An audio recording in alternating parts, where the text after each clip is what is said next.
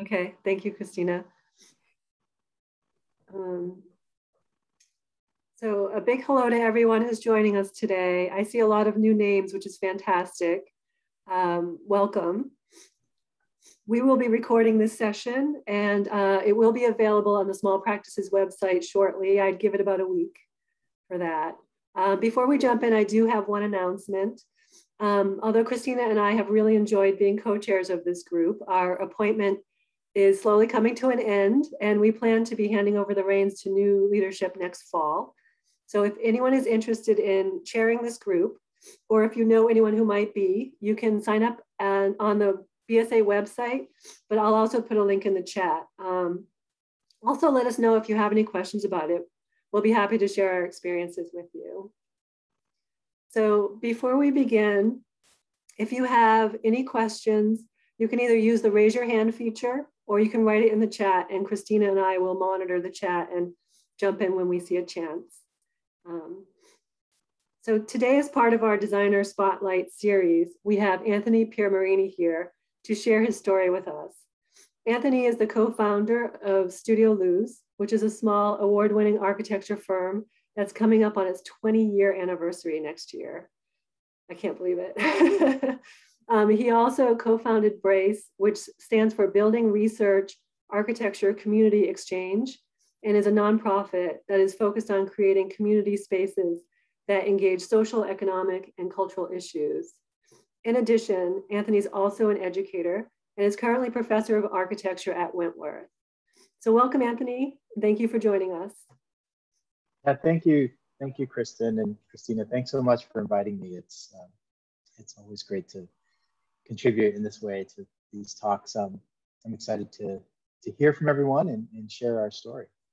So why don't I jump in? I have a slideshow for us today, and as I go through, if folks have questions, please feel free to interrupt. As Kristen and Christina have said, this is a casual conversation, so jump in at any time if you've got questions. So let's see. All right. Okay. So to start off, as Kristen said, I am a co-founder of Studio Luz Architects with Hansi Baraza, my partner in business and in life, and we've been doing this since about 2002. And we also have a nonprofit called Brace, which I think it's in what I hope to talk about today is a little bit about the trajectory we've gone through and the way that these interests developed, and talk a little bit in depth about a few projects, but hopefully just kind of open up the conversation about the kinds of questions we were framing through the work that we did. I can't say that we started out with a kind of specific mission in the sense that we wanted to do one particular thing. We set out with a common set of interests, and that's kind of guided us as we went. And we've been able to allow our interests to evolve and emerge through the projects that came our way. A lot of times there's some luck involved with that. Sometimes it's just a good reference. And you'll see kind of more recently, we've really been able to leverage the kind of portfolio that we've built over the years and start to pursue the work that I think really kind of ignites a fire in our belly, so to speak. So as you can see in this first slide, we do consider ourselves kind of operating in this intersection between social responsibility, professional practice, architecture, and design. And so architects love Venn diagrams, so I figured I would make one and put one in here that shows the different kinds of overlaps that we see, and there's probably more, right? So we have kind of an academic interest. My partner and I, as I mentioned, both are teachers. She's at RISD, I'm at Wentworth. So that kind of comes into play. We're interested in culture. We're interested in kind of social issues. We're also interested in how things get done and how to run a business.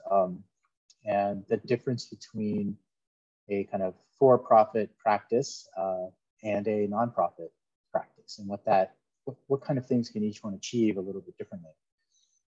So I'm going to go back to the beginning.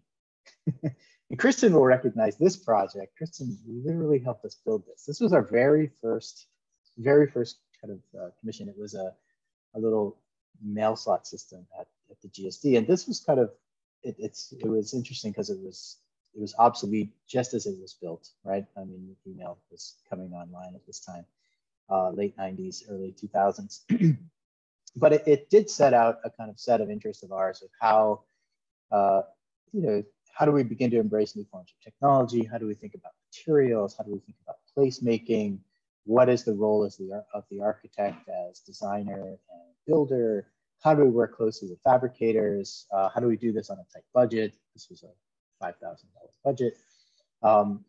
And make something that could speak to some issues of the time. So I'm going to just kind of go as a more of a high level overview. I'm not going to get into all the details of every project, but we just don't have time for that. But I think it does start to say that and this is where the name even Studio Luz came from. When we entered this as a design competition, we went under the name of Studio Luz. Luz is it's a Spanish word for meaning light, right? And so this, the idea that you can kind of illuminate things as a mental construct, or just that architecture and how it plays with light is kind of a poetic aspect to it. There's also, it's a Hebrew word for the first bone that forms in your spine. So it's just this kernel around which to build. And then it also has some personal resonances. It's my mother-in-law's name. It's my wife's middle name. So there are like a lot of layers to why we chose Studio Luz. So projects like that kind of got us interested in, like I said, the kind of making of things. And our kind of first built work started with interiors and looking at these interior environments and thinking about the social constructs of a room. So this was the Umbar Lounge, which was below Mantra Restaurant. And this was a time when you could smoke in the lounge. There's somebody smoking down there at the bottom screen. But we started to ask some interesting questions about, okay, so what's the nature of the collective and individual?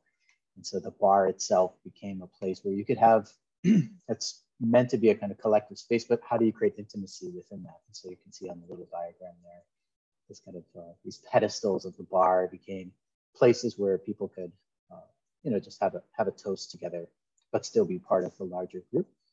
There were a lot of experiments with materials, lighting and atmosphere in this project too, that started to kind of inform the work that we did. Again, another earlier project, the Diva Lounge, a project that no longer exists. These things had their moment where the kind of light, material, atmospherics, these kind of social spaces in the city, the extension of your living room in a way, became really interesting questions for us to think about. So Diva Lounge was over in Somerville. It was this kind of luminescent liner that filled up one of these typical kind of shoebox storefront spaces, where we tried to create different intensities using LED lighting, which again, at the time, 2006, when this was done, these were kind of fairly newish technologies where you could get into this kind of thin applications of lighting.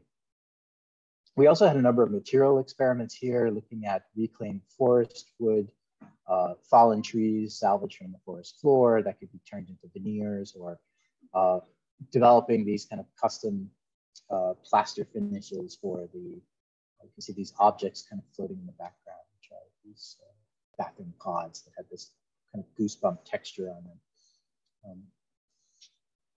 So these relationships between kind of our collective spaces and our individual experiences became pretty interesting to us, as well as how we make these things. Shortly after, around that same time, I think of these as, I think we were designing Diva when we won the Young Architects Forum, and that was another opportunity to create something that people could kind of enter into, or build something more beyond just exhibiting the work. Frankly, we didn't have a lot of work to exhibit, so we really tried to create this more experiential installation piece where we developed a little bracket system of these, you can kind of see them on the lower left, these little metal pieces that would all kind of lock together. So this kind of knitting of a structure became interesting to us. And then the display of the work was through these different viewfinders. So we began to think about how do we experience the places, how do we experience a place? How do we bring a more intimate setting to the gallery, which is a collective experience? So these little viewfinders with lenticular lenses, or some of them had stereoscopes in them. Others had kind of viewfinders with a fisheye lens. So every time you looked in one of those little glowing boxes, you would actually see a slide of a different image or a different way of seeing each of the projects that we worked on. So continuing on, those earlier kind of restaurant projects led to more restaurant projects. So this was kind of our playground for the first, I'd say probably the first 10 years of our practice with these interior environments, trying to build up obviously knowledge, but also a kind of reputation for great design, and thinking again about what makes a place unique. On a lot of these interior restaurants are pretty low budget, and so much money goes into the infrastructure for these projects, between the kitchen build outs and the HVAC systems, that there's oftentimes there's not a lot left over. So you have to be very, very strategic in how that's used. And so in this case, this is a sushi and grill fins, where we had this idea to create this kind of series of gates, if you will, or unfolded strips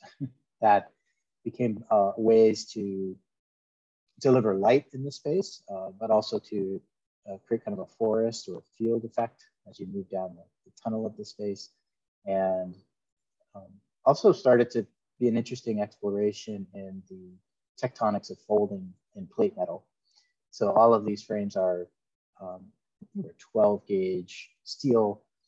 And so we looked at a lot of different ways in which clothing was folded, like collars and cuffs, and how do we begin to wrap things? So wrapping existing columns or unfolding them to create frames for windows that would unfold again to create tables or little shelves for the kinds of accessories that one has with sushi, or become the bracket for the table itself. So again, the issues of materiality, lighting, the collective experience, the individual experience, how to make high impact with limited means. So continuing on, the interior spaces keep on going. So this was a hair salon. This project actually won a lighting design award, where we, with the hair salon out, that the color rendition became such a driving factor for the space, that there was a kind of combination of kind of fluorescent lighting and incandescent lighting. Again, this was 2008. LED bulbs were still just coming on the market, so it's a little different now. But so the interesting thing about this particular space was there were existing skylights in the room, so you could have some natural light, but they were towards the back. So we took this notion of creating these kind of faux skylights and organizing the space around the lighting strategy for the salon.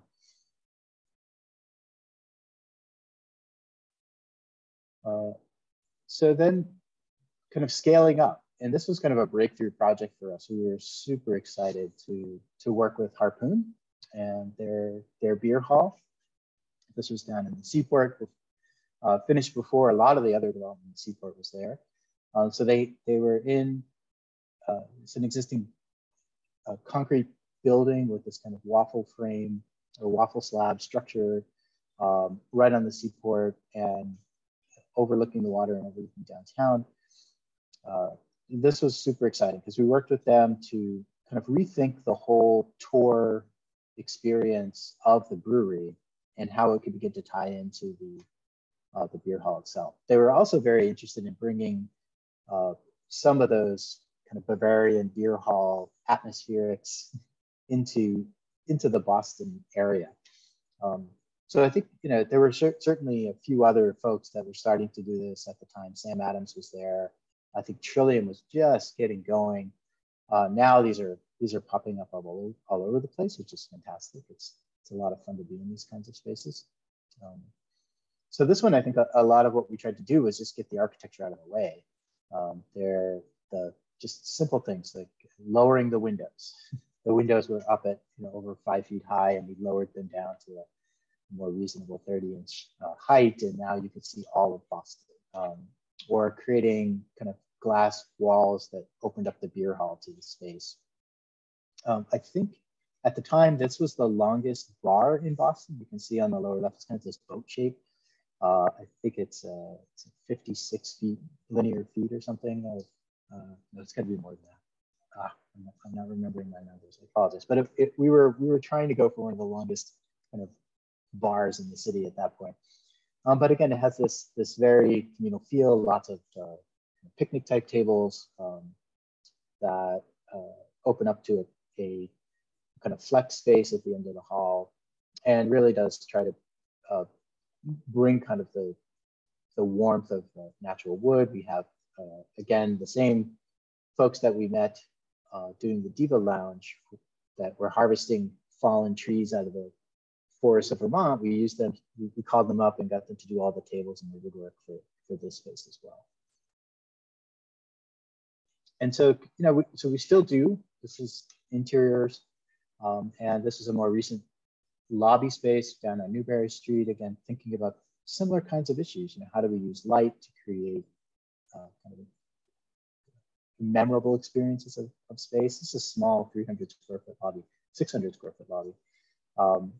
But thinking again about just the kind of crafting of things, the alignments of things. I think what was nice about this is that the kind of accentuation of the floors with the bronze infills kind of lines up the light, creating I think a nice threshold condition throughout.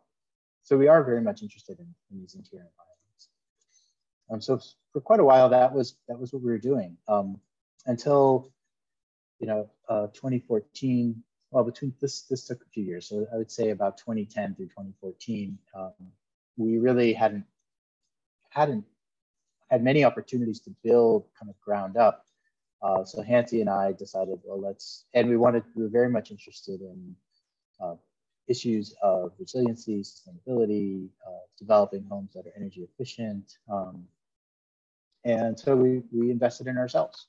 This is my residence, this is my home. And we used this as a kind of experiment in how to build this is in the Rosendale neighborhood, how to kind of balance out the needs for the energy and the environment that are being embedded in our architecture, the way things perform, but in the everyday kind of experience. So we invested in the building envelope. We have high efficiency windows. These are Schuko windows. We have a high efficiency envelope, and it's not a passive house certified, but it incorporates all the kind of passive principles. But we did go a little bit further on the glazing just for the experience of the site, but we balanced that out with a high performing envelope. So this was again something we were using in terms of building our practice, not only to learn and experiment, but to be able to show to potential clients that we can work at new building scales. We're not just an interiors firm. Similar at that time, we were working with Urbanica to develop 691 Mass Ave. So we were the kind of facade architects on this. Urbanica, speaking to client relationships, I had done an internship in grad school at Urbanica, and so I kept in touch with one of the owner of the company over the years, and we just had a good relationship. And after 10 years of practice, he finally gave us a shot. So that's kind of how it happens. You have to persist, right? And so so we worked with them to go through the community review process. This is in Mass Ave, but it's also the South End, so that it's part of a historic district. With if any of you have worked in these areas, you know how many different kinds of restraints there are. It's a it can be a pretty contentious review process with respect to the committee that reviews the work, but also the community. And I think what we found out going through this, which took a while, no doubt, this was during the height of the recession, so there wasn't a lot of construction going on, so people had time to like focus on this. But what we found out is that we were pretty good at listening to the community concerns as well as the concerns of the city, and finding in ways in which the architecture could still be kind of its time, let's say, using contemporary materials, contemporary building practices, but also start to relate to a very specific historic context. So this building, we're proud of this building. This was a good one. It was a huge learning curve for us to go through those processes, but I think it's a building that does what it's supposed to do. It is intended to relate the kind of row houses at the south end with the kind of neo-Renaissance kind of end of block building.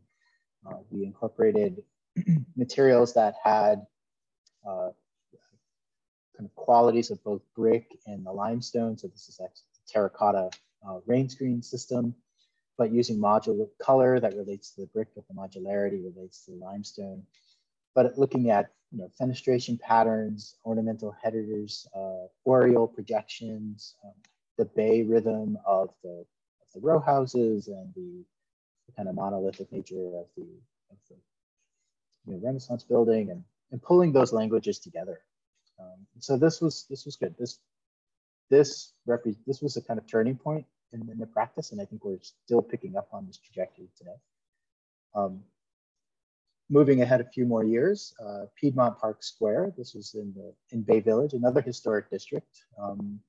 A developer that we had met while we were actually doing the Diva Lounge, and then saw what we did at Mass Ave and said, oh, these folks may know how to work in a historic context. So again, this is more of the kind of circumstance, fortuitous circumstance, right? Where you're able to leverage relationships that you've had, and then have some work to kind of back it up to move this forward. So here we have this was a residential development with 4 townhouses and 4 flats. So 2 very different types of units on what was a kind of empty parking lot in the neighborhood. So again, through a lengthy review process with working with the neighborhood, working with the historic commission, and I think this is what we're able to achieve, where we have essentially a brick facade system where the row houses have their kind of rhythm with the bays, kind of contemporary interpretation of the bays, and then the flats of the building are kind of stacked units, and the stacking is expressed on the corner through those dovetail projecting windows, which kind of like signposts looking in different directions, but kind of give presence to the corner. It's a significant threshold into the neighborhood park plazas right around the corner. And so this was good. This is another big opportunity, one of our first larger, it's not a large project by BPDA standards, but it was for us at the time. We developed a good relationship with that same developer, who now we're currently working in the building next door, on Church Street, where we had two existing buildings. It was originally a kind of film archive and office space, then been turned into a club and then a restaurant. So there were a number of renovations that had been gone on. So part of what we did was to restore the historic ground floor 2 stories. So those are 2 buildings. One was made out of concrete and masonry. The other one was masonry and steel. And so our challenge was, well, now we're introducing a 3rd building into that. So we needed to basically insert a steel frame within that structure, as well as kind of meet the historic conditions of the neighborhood. So it's a building that contrasts the existing. The 2-story addition kind of rising up out of this. And this is under construction now. You can kind of see here just a quick overview of the steel coming out from the shell, the kind of intensity that requires. So this is some of the older steel being picked up by some of the newer steel. And it's a really interesting kind of interlacing of concrete structures, old steel structures, new steel structures, masonry, all kind of coming together. Our structural engineer is, said he's worked on some complicated things, but this is certainly one of the most complicated kind of intersections between the old and the new that he's had to do. So we're excited about this. This one's coming up. And so, we've also, after 10 years in, we wanted to, always just kind of ask yourself these questions. What are the values of our firm? Now that you've done this for a bit, what do we really want to make sure that we continue to be doing? You can kind of ride a lot of waves and end up on different beaches, but is it the place you want to be? This becomes the question. So we've really started to focus our efforts on different kinds of projects that I think are meaningful to us. And so one of those is that we were able to get this with Wellesley College at the, which is these pictures here. I do have another slide right in a minute, but so again, these were some critical questions that we started to ask ourselves. How do we continue to create and negotiate social relationships? What are kind of cultural rituals, traditions, and customs that inform architecture? Again, how is culture embedded and expressed by the materials we work with? And the process of making this an active discovery as well as a transformative proposition. And so these are important things, as well as the kind of issues of kind of emerging social issues that we've all been talking about for the last few years, but this is something that we were always kind of trying to find ways to intersect with. So I have to step back a second, because this is where we also started thinking about what do we mean to have a nonprofit? And part of a few projects kind of led us to starting this nonprofit upgrades. And these were done through Studio Luz initially, but we felt like we needed to have a little bit more agency. So a little thing like this was over in Union Square in Somerville, which is now obviously completely being transformed. But this was a little arts project to make a little performing area. And so we were part of an RFP, we went through the whole process, we were awarded the commission, and we came up with a way to use kind of granite curbing to kind of make this kind of interesting little bleacher-like surface. We worked very hard. This was none of these really make any money, but we found a contractor, a masonry contractor that was willing to do this basically at the cost of materials. And we were going to get a lot of materials donated. We teamed up with a landscape architect as well that gave the CT Studio, that gave their work pro bono. And so we thought, okay, great, we're doing this. This is for the community. And then, the whole thing falls through, right? Like everyone's gearing up, ready to get things going. City takes it in a different direction. We're going to rethink the Union Square as a whole. Things happen. Other projects, we were invited to kind of think about what a strip mall is in Phoenix, Arizona, as part of the Scottsdale Museum of Art's. They were having a kind of thought competition, ideas competition. So we came up with an idea for, well, the biggest problem there is the sun and finding shade and creating public space that is comfortable. So we had this kind of big roof idea, which would create the parking lot could be transformed into kind of a public space. We could also begin to open up some of these, the storefronts, so they look in, they look out, they do different kinds of things. Maybe we invent some kind of trum wall roof pond. This was totally just speculative. This technology doesn't exist exactly like this. We're like, what would happen if this could work? So we were lucky enough to become one of the finalists in this competition, which means we got the work exhibited, but also we're asked to create an installation. And so at first they wanted people to build a full-scale mock-up of a piece of their project.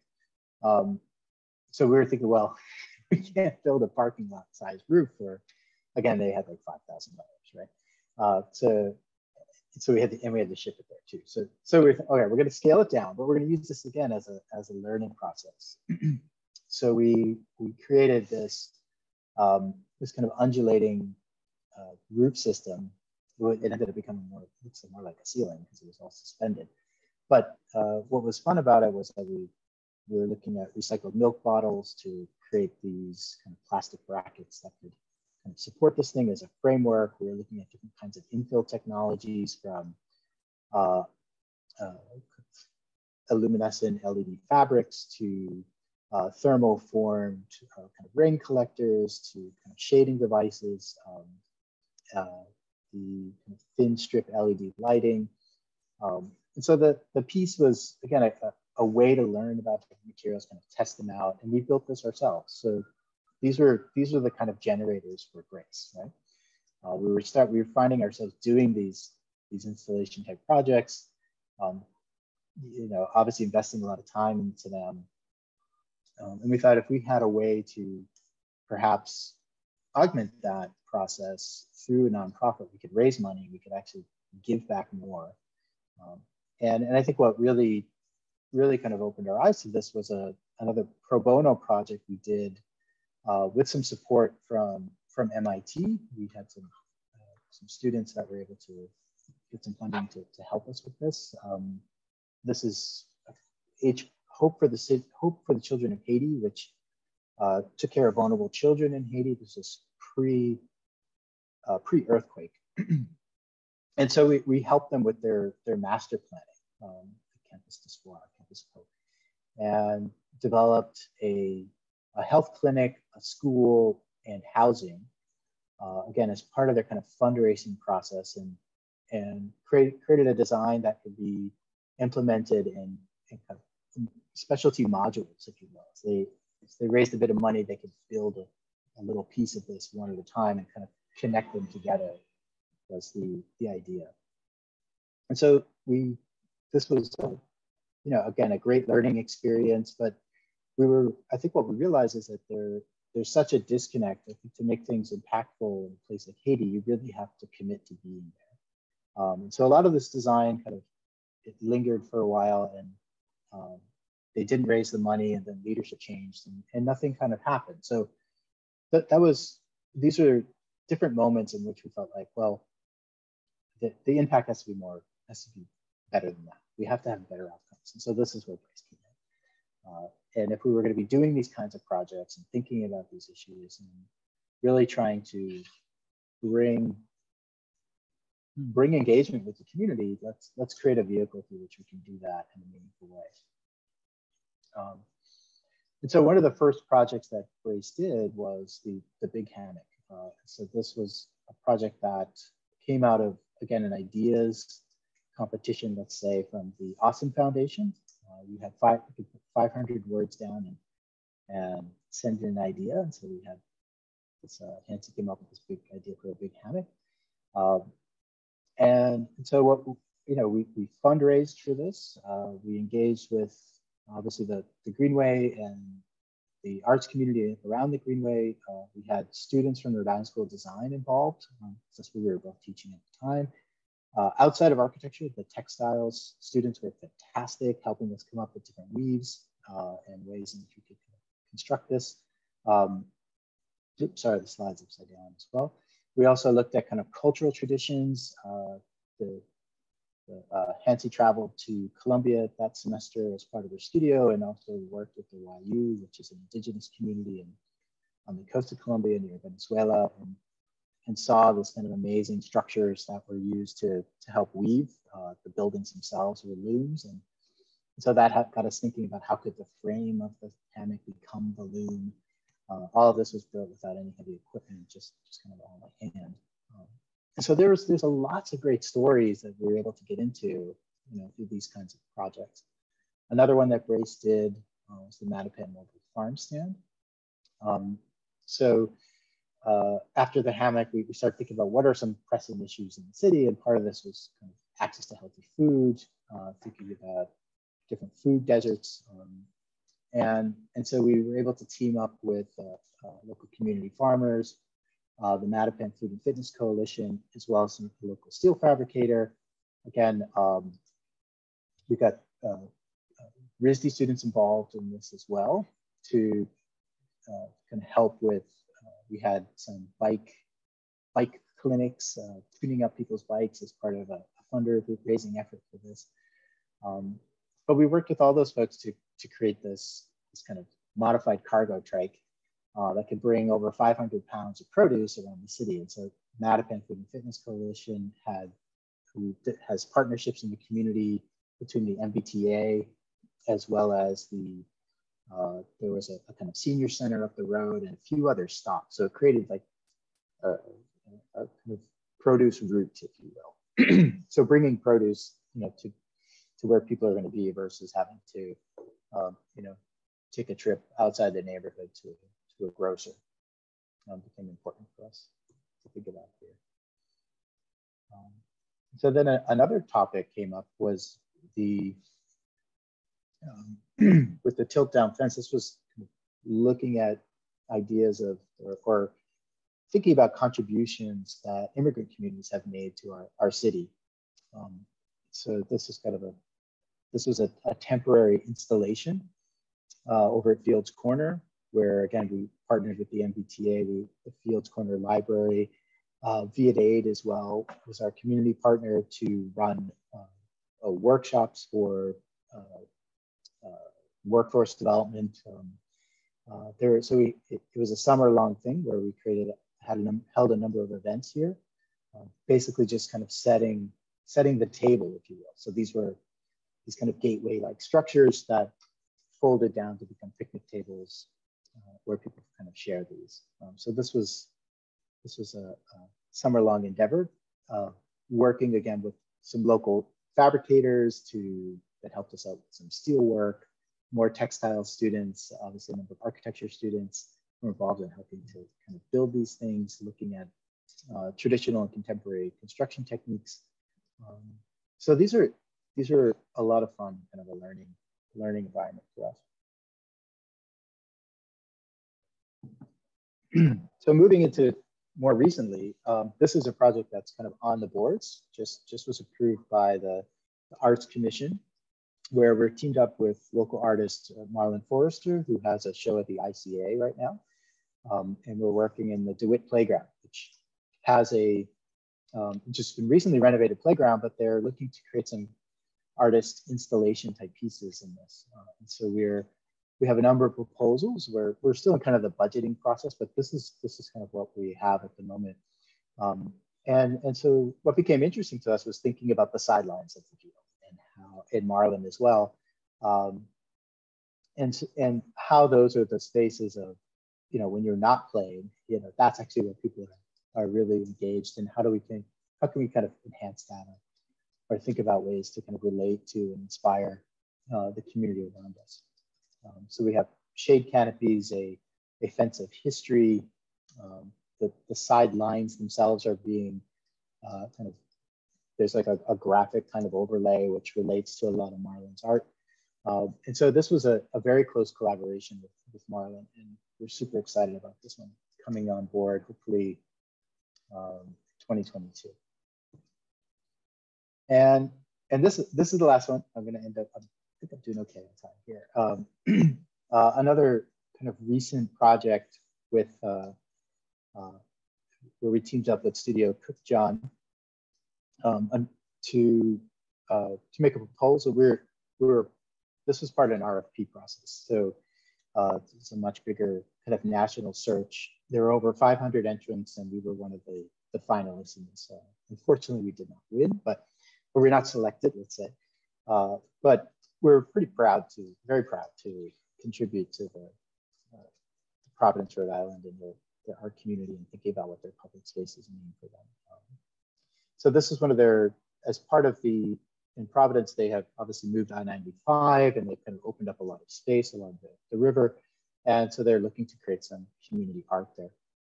So our proposal is called Woven. I'll go through this fairly quickly. So the thought was really to begin to think about how these particular pieces of art can become an experience, a place that maybe that begin to embed different kinds of memories or have different kinds of resonance for the various kinds of communities in the area. Looking at specifically some of the indigenous community of the area, thinking about what the kind of history of Providence has been about. And so it says here, how can one site tell the truth about the dispossession of the Narragansett and the founding of Providence, one of the oldest cities in the world? It cannot. So we cannot tell in a single monument the full stories of all the lives of the people who contributed in big ways and small to the Providence that we know and love today. So we thought of this as a place of collection where maybe people can tell their stories. Maybe there are certain reminders here that could become ways in which stories are shared, or a place to share these things. And so we were inspired by the historic trails in the neighborhood or in the city, and thinking about how we could begin to resurrect the trails, is the term we used, and then bring them together in a new way. So each of the ribbons of this were kind of inspired by the indigenous trails, which went through the 7 hills of Providence. And so in a way, this was meant to kind of weave together those different kinds of trails into this singular space.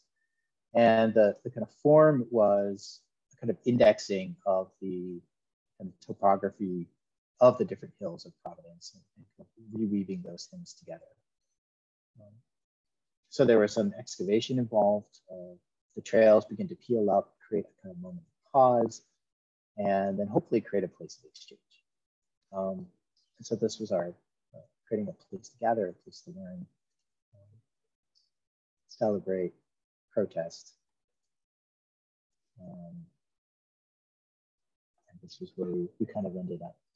So we're very, very excited to be able to be working through all of these different trajectories at this moment. I know I'm ending on some of the art related pieces, but we are running these, the kind of work of Studio Luz as a for-profit firm, looking at issues of right now we have a number of projects in affordable housing that are going to be Passive House certified in the works, is working with Codman Square as part of the Codman Innovation District. We're also working with mass development on some master planning pieces. So I think that having our toes in a lot of different pools over the years is starting to bear some real fruit for us. And we're super excited about the trajectory that we're heading in. So this is my last slide. Thank you so much. Thank you, Anthony. Yeah, let's open it up to questions. If anyone wants to jump in or raise their hand or add a question to the chat. I think I can start off with the first question. Sure. Anthony, your work really spans across different scales and typologies. And as a small business owner, I hear a lot that you should specialize. So I was wondering, you're obviously a generalist when it comes to the work that you do. What is your sort of take on being a generalist versus a specialist? And do you see any benefits of how you've sort of proceeded, or have there been any setbacks because of this approach as well? I'd love to hear your take. Yeah, well, we've heard that too. And I think what we realized is that, the sensibilities that or the interests that we started to kind of carve out for ourselves allowed us to kind of relate to different markets, if you will, and promote an approach versus a specialization. In a way of thinking about architecture and construction that kind of crosses disciplines. It certainly does limit things. We will probably say this with 90% certainty, never do a hospital, because it just it's such a specialized thing, right? And there are firms that do that very, very well and have built up knowledge over time to be able to do those things. So, but I'd like to, and we may not be doing the 250 plus residential unit type buildings either. We have residential buildings, but we're probably going to be in the mid scale, because that's where our knowledge is built up. Who knows in the future, but so again, I think it's been we've never really had an interest in just doing one thing. Maybe that's our just collective ADD, I don't know. That we just enjoy the work and looking at things through different lenses. And I think part of that, we've been able to do that, and I didn't talk about it that much here, but because Nancy and I have both kind of been involved with academia, from a business standpoint, that's always been kind of our backstop, is we've been able to teach, and when things are lean in the firm, we still are able to kind of teach and keep things moving forward. So it's been a struggle, but we're at a point now where we're able to kind of build up a good team behind us, and have the support to be able to pursue different interests, and you have to stagger the work too. You just can't do it all at the same time. How many employees do you currently have? We have 5, looking for 6. 5, yeah. So definitely a small firm doing big things. Right? How do you sort of manage the work? Can you talk a little bit about sort of the structure of the firm? I'm just sort of interested to hear, how much are you involved? How much can you delegate? It's a small firm, but you're producing a lot of work. Hansi and I are the principals. So, and typically what happens is that each of us will get projects that we're kind of primarily in charge of, and meaning we're the kind of first point of contact with clients, or putting together proposals and negotiating the contracts and kind of putting those in. And we try to, but we both try to keep our fingers on the pulse of all the work in the office. And then we typically have a project designer / manager. They're not as, those roles are pretty fuzzy. You have to be able to do both, with a supporting person as well. So there's usually 2, maybe 3 people on any given project besides Nancy and I. Which again, you can do the math, with 5, hoping to be 6 people, that limits what you can do. You have to really, the projects have to kind of, the phasing and scheduling has to work such that they're kind of leapfrogging each other, which we're finding happens a lot, especially with the affordable housing projects, or projects that are looking for historic tax credit or kind of funding cycles. There is a kind of hurry up and wait. And so we've been really trying to find ways to kind of fill in the kind of gaps of waiting for the next funding cycle. And so we have to have a few different scales of projects going at any given time to do that work.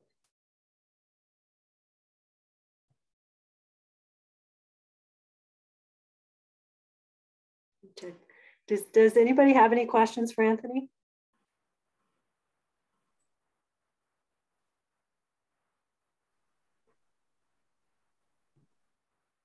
I have a question. Hi, I'm Susie.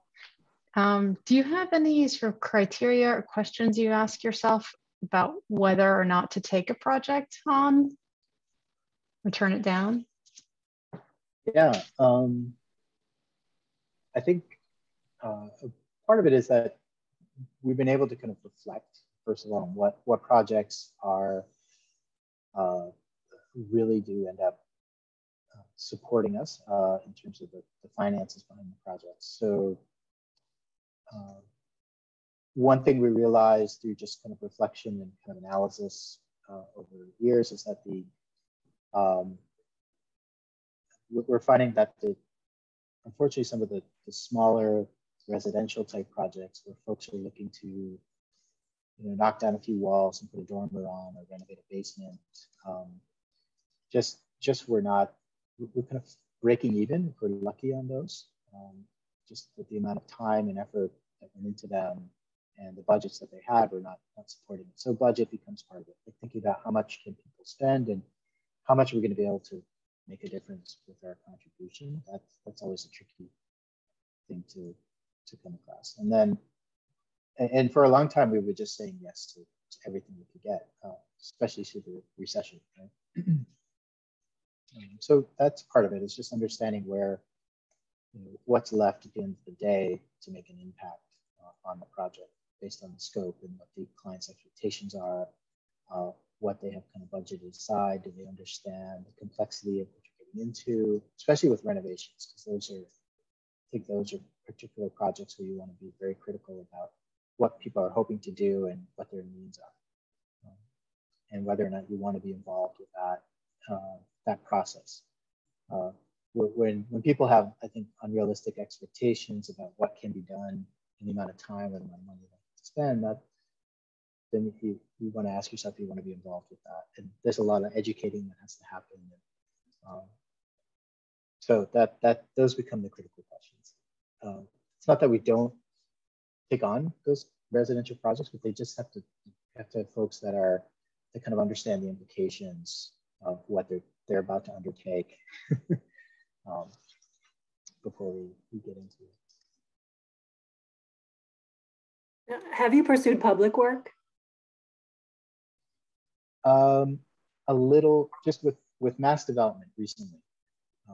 Part of it was because of a lot of the times with the public work, the requirements for experience within the last 5 years has been a limiting factor. Hopefully, I heard something on the radio. Hopefully, the city council in Boston is going to open that up a little bit. But again, as a smaller practice, if you wanted to do any public school or something, even just a renovation, they want to see 5 public schools in the last 5 years, last 7 years. So we just don't have it. So we have been reaching out to private institutions to kind of expand. So we've done some work with Wellesley College. We've done some work with Northeastern. We're hoping to get some work with Brown. And so I think that is a way to go if you want to. And again, that's where we leverage the experience with the interior design to make inroads onto some of the institutional work. You start to show how there's a lot of synergies between the kind of complexity of those interiors and the kind of work that they might be looking for. But it's kind of an incremental process where you have to get something small and build it up. So we're just starting to make inroads into institutional work, and then private institutions. Then maybe that'll lead to some more opportunities in public work once we have enough in the portfolio to do that.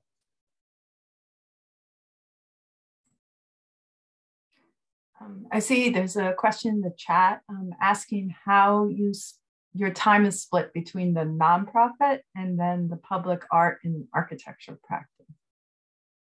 It's a great question, and I think it's not like we do that every week we're working on the nonprofit work. It's more every few years, because we do have a board of directors. We come up with a topic, and we talk about what that means. Is that the most relevant topic to undertake or issue, let's say. So it's very issue driven, and then we try to build, find partners in the community that are interested in the same kind of issue and see what can we do as designers around it. So the projects kind of are grassroots in that way.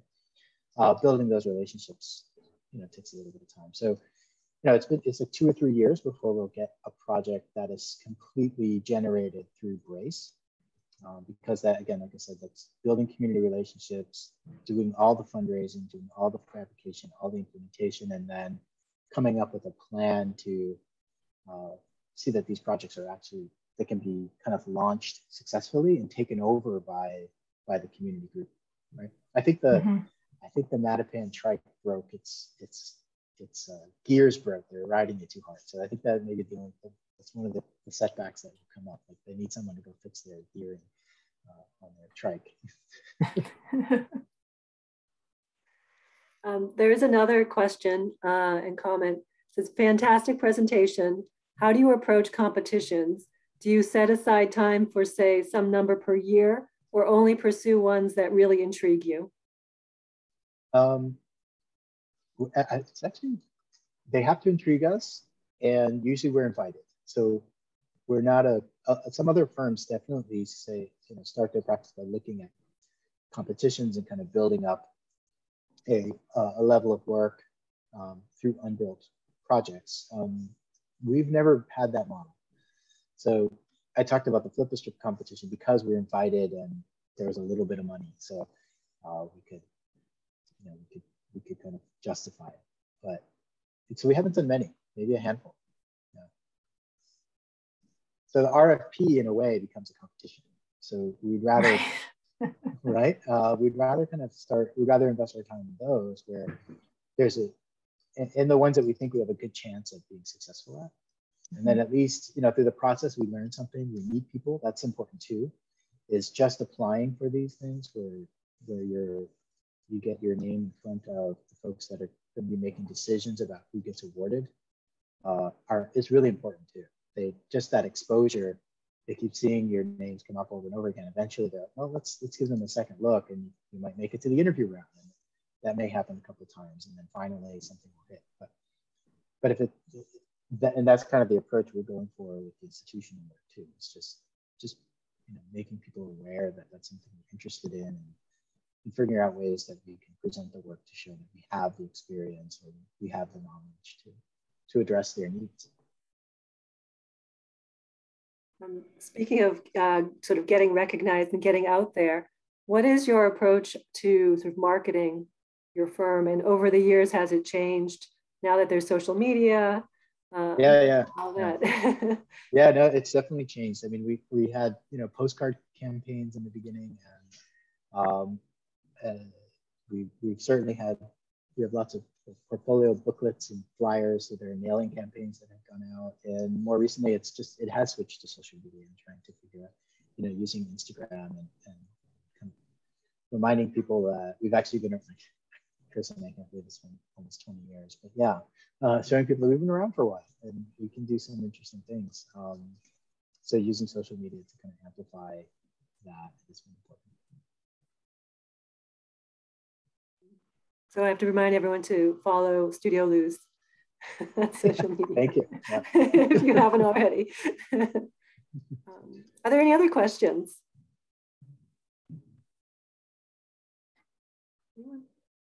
I have one. I was just curious, because you are doing so many different things, between the practice and the nonprofit and teaching too. I'm just curious, what I imagine you find a lot of synergies that they start to feed each other in different ways. I'm just curious to hear a little bit about that and how you kind of capitalize on that. That's all my arguments for not specializing too much. Well, it's a great question. And I think, one example is, right now I'm teaching a housing studio. And so we're able to kind of take some of the concerns that we've heard from the community about housing and bring that into the studio environment. And then at the same time, the housing studio we're looking at East Boston. And so we have the students do a kind of a deep dive into what the history of the neighborhood is about, and what are some of the issues that are going on in that particular neighborhood at any given time, as well as testing out different kinds of GIS mapping or different kind of analytical techniques, or doing interviews with community members, and so I think that's just a wealth of knowledge that that students obviously benefit from. That's first and foremost when you're teaching. That's what it's about. And but the methods that you're using can offer insights into how you might approach a similar conversation when you're working in the community. And so I think that's always, those kind of overlaps are really helpful. And there could be more specific kinds, outside of just a housing studio, but there are design build opportunities where students are interested in. Redwood has a summer fab lab where something like Brace would be a great connector in that ways, right? And maybe even help fundraise, for something that the students would be able to do, and Grace would get involved with and get a community member involved around a certain topic. So I think there's a few other ways in which these things can come together. Yeah, that sounds great.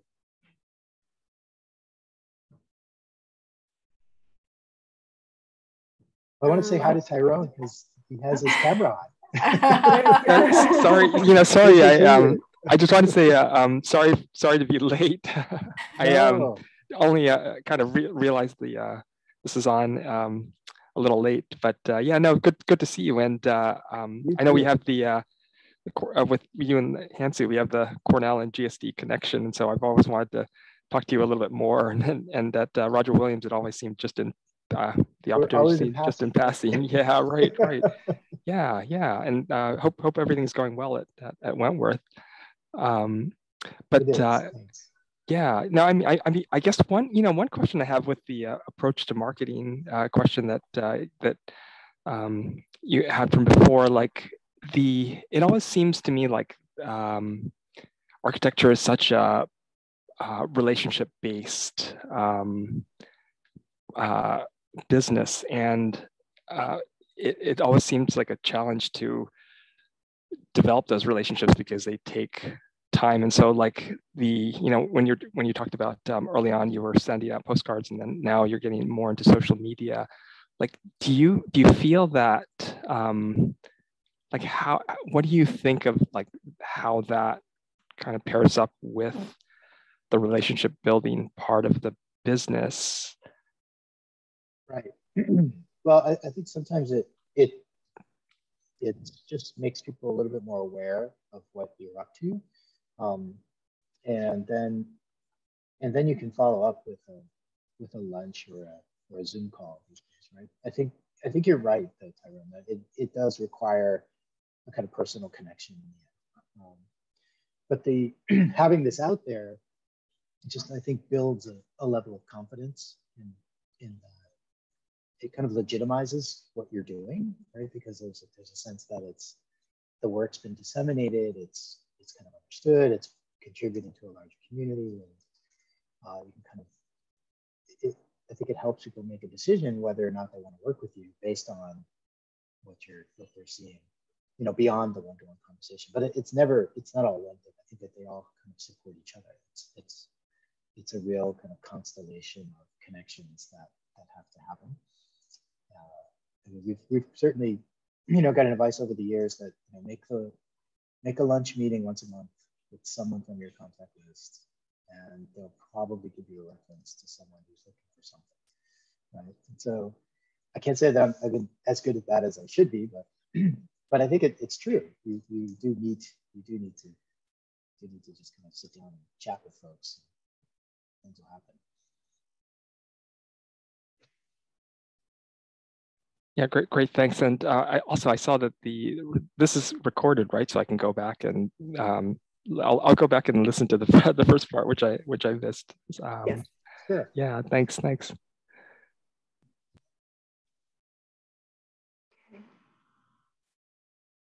Anyone else?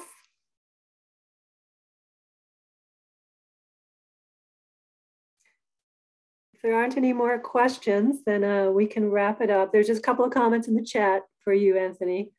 Great presentation and very inspiring works. Want to make sure you saw that. There's more. Big thank you to Anthony for such an excellent presentation, and happy holidays to all. Yeah. Okay. So, thank you again for having me here. Yeah. It's been great having you. My pleasure. It's nice to reflect. Yeah. Okay. Thank you all the way back to Kristen in the GSD making mailboxes. That's where we met. That's where we met. That's right. I can't believe it's been as long as it's been. Right. Yeah. Well, thank you. Everyone have a happy holidays. We'll see you in January. Anthony, it's been great. Thanks for taking time out of your busy schedule to join us today. Grades are due tomorrow, so I'm going to get right on. Okay. All right, wonderful. All right. All right. Thanks, everyone. Thanks, everyone. Happy holidays. You too.